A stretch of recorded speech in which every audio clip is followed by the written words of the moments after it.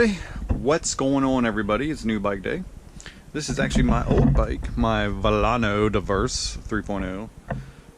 This has been the gateway drug into me getting back into bicycling.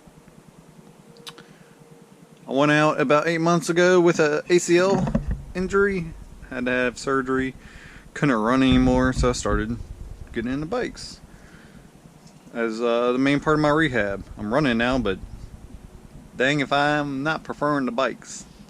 Definitely a lot easier on the body. This is what got me back into it. It's a hybrid bike, gravel bike, rigid frame, no suspension whatsoever. Riding this thing on gravel is alright, but you know, hitting jumps, hitting minor mountain bike trails just wasn't. Find something smooth like the C&O Canal work pretty good. But I like a little bit more adventure. So, after watching YouTube, checking things out, doing a little research, I decided I wanted a full suspension mountain bike. Unfortunately, I didn't want to pay for a full suspension mountain bike. They're definitely expensive. So after stumbling onto Kev Central's channel, and he does a lot of Walmart reviews, Walmart bike reviews, one of the ones that stuck out for its upgradability was the hydroform, which I turned around and bought. Now, it's a $200 Walmart bike. What do you want? In the end, I'm gonna make a project out of this. About the only thing that will be. So, this is a new bike. Got it yesterday. Got it together. Took it for a test ride this morning. It's not bad on the road. Suspension handled some of the hooligan stuff, jumping curbs on and off. Honestly, it almost rode like a hardtail. Suspension was actually pretty tight on the front. On the rear, you know, it was alright. Of course, it's not broken in yet. I suspect the suspension will go to crap before too much longer. I'm not a light guy. I'm about 200 pounds, so definitely probably a little heavier than what this bike was designed for. Ergonomic, it's not bad. The bars are a little narrow. Uses pretty much the same trigger shifters that my Volano uses. It does have a probably just as bad, if not worse, 3x up front. Now it's only a 21 speed, so it only has a 7. The bike looks good. Has this nice anodized blue. The welds look pretty decent for what it is. I haven't noticed any holes, any missed welds. Although I will say this glob of welds just kind of confuses me. Not quite sure why it's there, but it's on both sides. So I'm assuming this piece is separate. So they just had to weld it on. Now they definitely like their name here, but the good thing is all these are stickers. So one of my first mods is going to be pulling off half, if not most, of these stickers. I know I'm going to lose about 20 horsepower in the process, but I'm not trying to announce to the world what I'm. And then it's just going to be the frame. Before I keep the frame, the lock-ons, and the seat. The seat was actually pretty comfortable. And of course the seat says, I don't know if you can read it in this light, but the seat says snafu. Situation normal.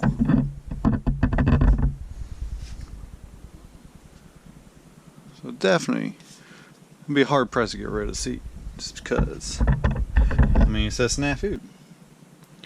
Other thing that I found particularly odd for a mountain bike especially, but there's no bottle cage mounts. There's no screws, and the way that they have cables ran on the inside of the frame, you can't really mount one. Now, the general plan is to go to a 1x. So this cable up top I can actually get rid of. I might be able to mount one here. Whether it be something that screws in or but that's about my biggest complaint so far. It's the fact that there's not a bottle cage or no place to mount a bottle.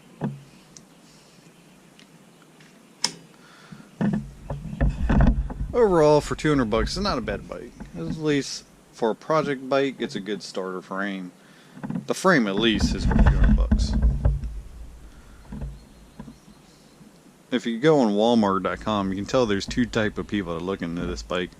One is the people that's looking for a good project starter bike. Probably the ones that have seen Kev Central's videos. And then the second one is obviously people who just think Walmart bikes are okay. Or $200 is expensive for a bike.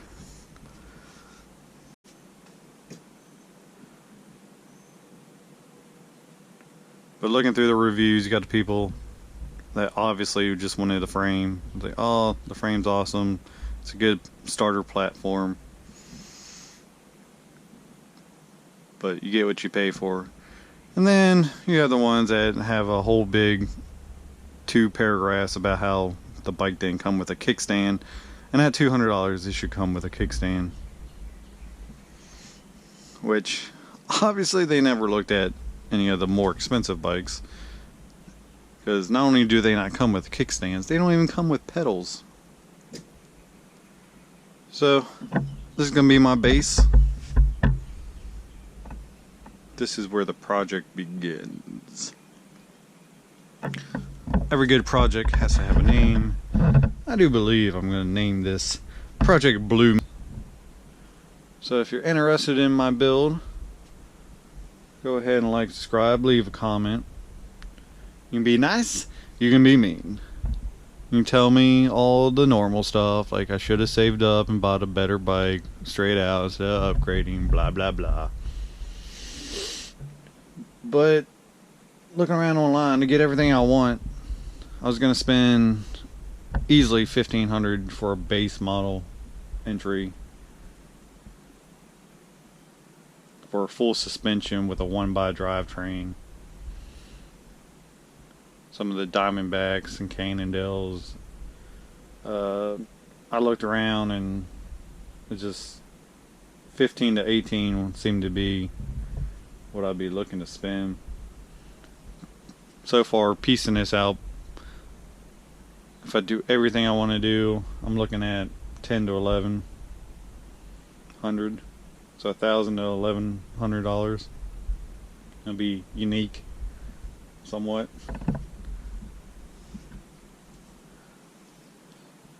So, if nothing else, I'm gonna have fun. And it's getting me back into mountain biking after 20-some years. Hopefully burn off some of these pounds I've gained since surgery. But anything to get me out there and having fun. So, make sure to like, subscribe, leave me a comment, hit the little bell if you're really interested in what's going on, and watch Project Blue Meanie turn into a superstar. Thanks for watching.